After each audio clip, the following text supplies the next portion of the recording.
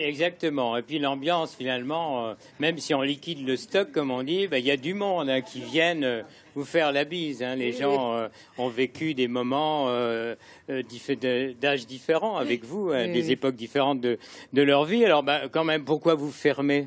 Je ferme parce que je n'ai retrouvé aucun repreneur. Je suppose que les personnes qui sont venues ont pris peur quand ils ont vu la somme de travail et il faut dire le peu de rentabilité d'une librairie. Les marges sont pas énormes. D'accord, parce que librairie, papeterie, tout avait commencé en 1838 et non pas en 1838 au bord de la Saône.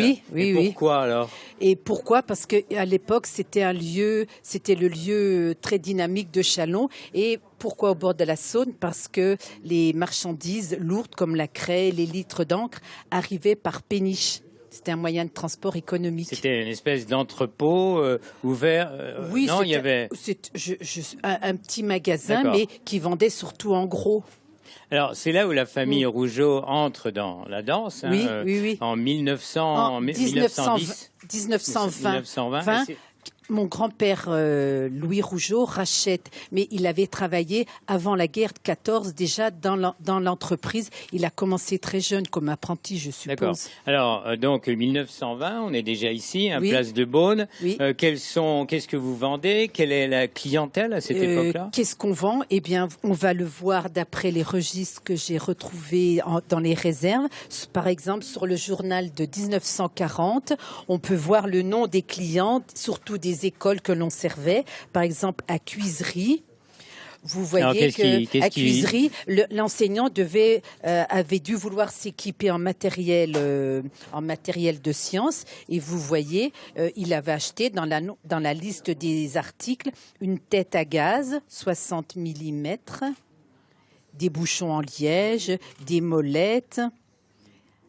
Des lentilles biconvex. C'est-à-dire qu'il devait y avoir des entrepôts énormes pour avoir de la réserve. Alors, les clients, c'était quoi ? C'est plutôt directement les écoles ? C'était surtout les écoles, un petit peu de détails, mais il faut dire qu'il n'y avait pas une diversité des produits comme à l'heure actuelle. Les livres se résumaient en livres scolaires, livres des catéchismes, des livres de messe, et puis un petit peu de littérature. Je vous ai amené des échantillons de livres. Je ne sais pas où est-ce qu'ils ont été. On verra, mais ça veut dire aussi qu'il y avait une grosse fréquentation, parce qu'à l'époque, il n'y avait que 2 librairies, et vous, dans les années 1900, 1960, il y avait combien d'employés ici ? On était 8. Oui. Avec, quelquefois, vous disiez, lors des rentrées, des files de dans les années 1960, avec l'augmentation des collèges et des lycées